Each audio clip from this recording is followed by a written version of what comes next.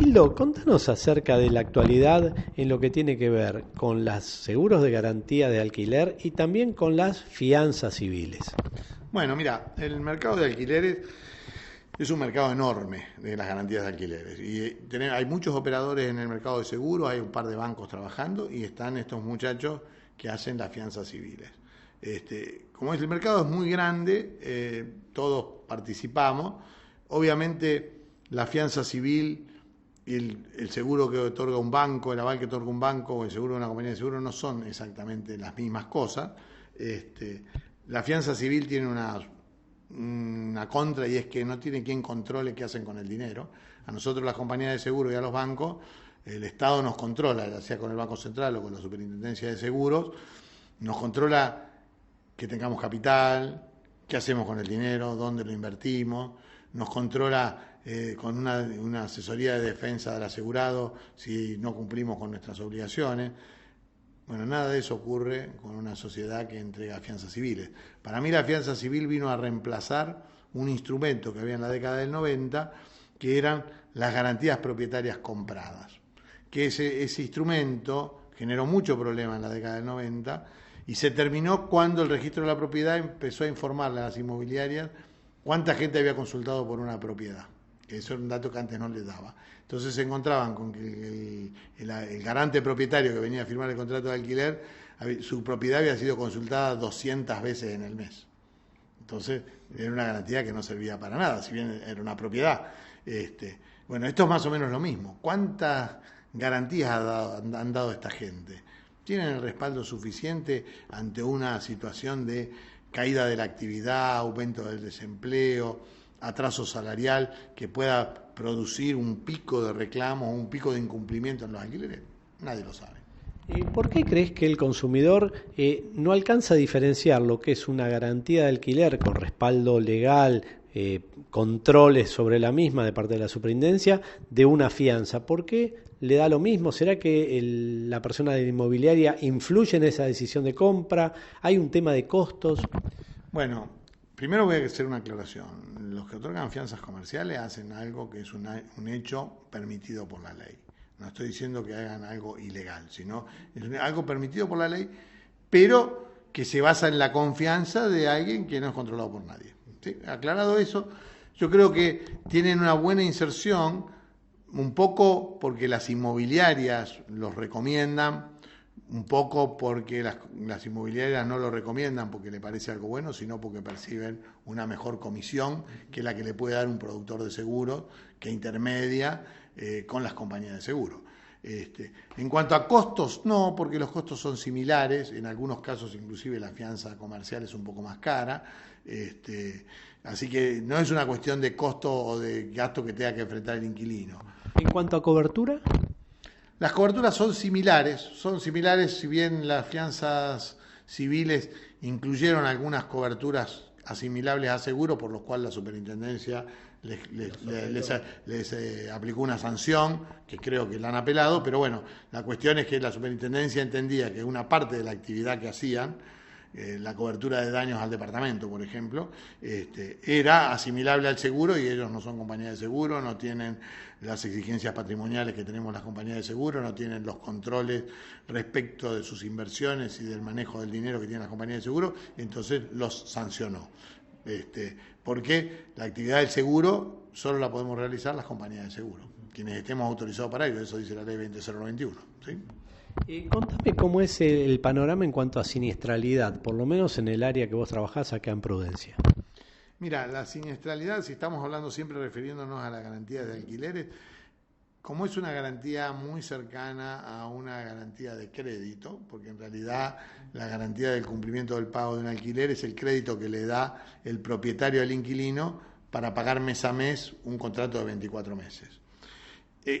Haciendo esta observación, es una garantía que tiene algo de siniestralidad, un poco mayor que cualquier negocio tradicional de caución.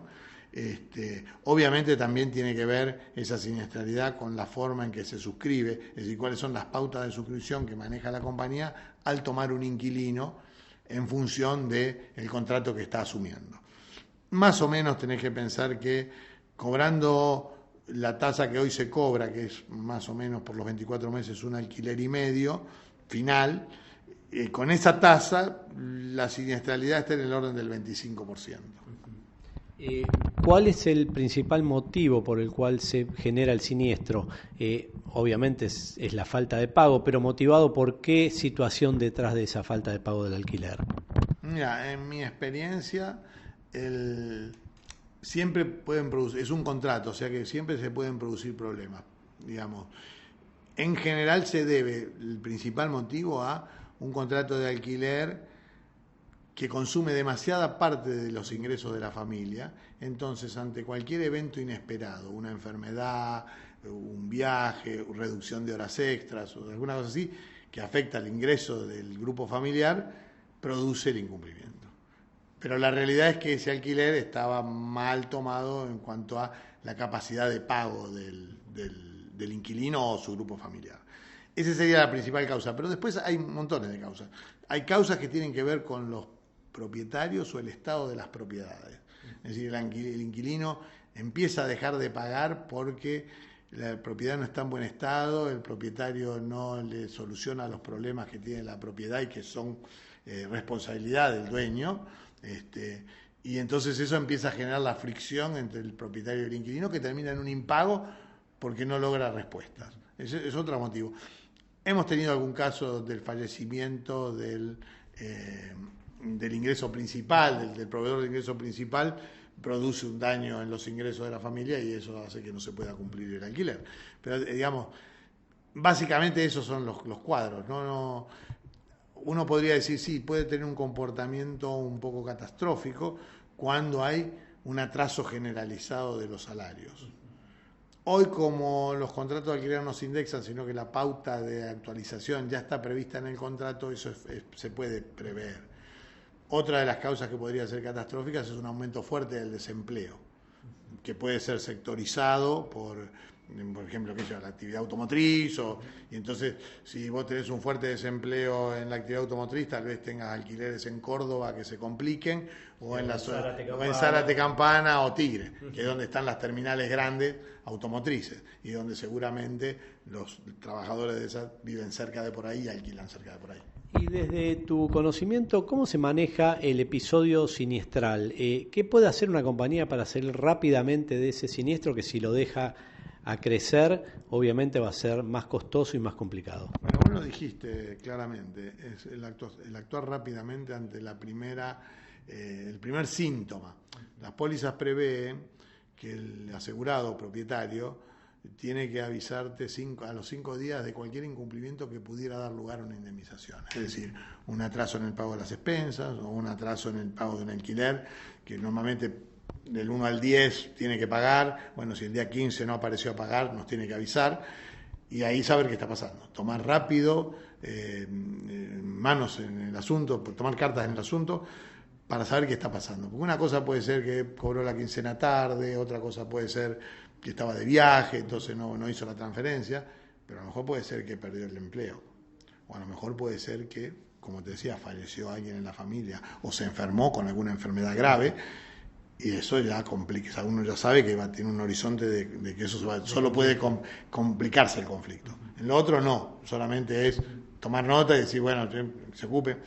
Y ahí es actuar rápido, y eso tiene en función de qué documentación se pidió al suscribir. Es importante contener al propietario, dependiendo del caso, por supuesto, pero porque su derecho indemnizatorio vendrá con 2 meses de alquiler impago, es decir, donde la ley de alquileres habilita para interrumpir el contrato por falta de pago. Necesita 2 meses. Entonces hay que contener al propietario, que entienda cómo es la dinámica de esto, y a su vez ver qué está pasando con el inquilino, porque el conflicto es el peor de los caminos. Alguna vez puede que no quede otra alternativa que el conflicto, pero si uno busca creativamente acercar las partes y colaborar en eso si es necesario, para que en caso, por ejemplo, de un fallecimiento, el resto de la familia se vuelva con sus padres o lo que sea, digamos, y darle una mano, eso va a ser siempre más productivo que esperar el desalojo. Y contame cuál es tu opinión sobre la ley de alquileres que se está debatiendo en lo que tiene que ver a cómo impacta y afecta al seguro de caución de alquileres. Bueno, mira, la ley de alquileres que tiene medida de sanción tiene dos aspectos desde mi punto de vista. Uno es extemporáneo, porque hoy no están faltando propiedades en alquiler. Hoy los alquileres no están desfasados frente a los salarios, casualmente porque hay una abundancia de oferta. Y tal vez una ley de alquileres no muy bien pensada puede hacer que se retraiga esa oferta. Y entonces ahí se va a generar un problema de suba de los alquileres por falta de oferta. Después tiene algunos aspectos que son, para mi forma de ver, con algún grado de cuestionamiento desde el principio práctico de la utilidad. Pensamos que los alquileres es una cuestión entre partes, inquilino y propietario, que tiene que existir porque las dos partes no tienen la misma fuerza en una negociación. O sea, la ley de alquileres debe existir. Una ley de alquileres que deba decir el departamento que se pone en alquiler tiene que estar en condiciones, no puede ser una posilga, no puede estar destruido, tiene que servir para lo que se está ofreciendo el alquiler. Eso debiera ser algo que en la ley de alquiler debiera tomarse más en cuenta.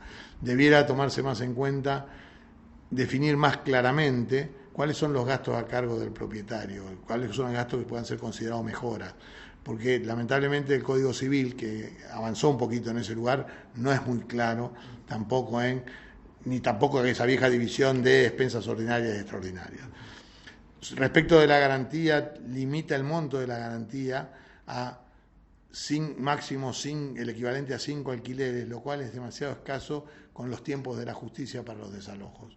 Es decir, hoy un desalojo no se puede iniciar antes de los 60 días de incumplimiento, más 10 días de intimación, y un desalojo normal demora 120 días. Ya estamos en arriba de los 6 meses, casi 7, y si la garantía va a ser 5 meses, no es útil para el propietario. O sea, va a haber una garantía que va a ser insuficiente en monto para enfrentar aquella pérdida que va a sufrir en este caso el propietario. Sí, y eso puede hacer que se disminuya la cantidad de propiedades en oferta para alquileres, porque si yo voy a tomar una persona que si no me paga, su garantía no va a responder, no sé si decido tomar ese riesgo de alquilarla.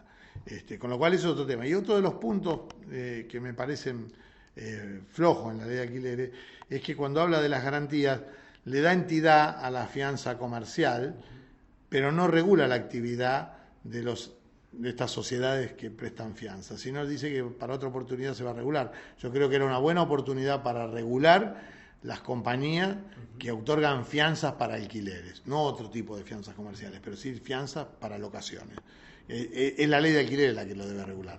El Código Civil habla de la fianza comercial porque está pensando en una empresa que da una fianza para otra empresa en la compra de una maquinaria o en el desarrollo de un producto. No, yo creo que el legislador no pensó en la fianza comercial como una empresa que vendiera fianzas para garantía de alquileres. Bueno, como siempre, muy claro la palabra de Hildo Cufi, asesor del Directorio de Prudencia Seguros. Gracias, Hildo, por estos minutos a Tiempo de Seguros.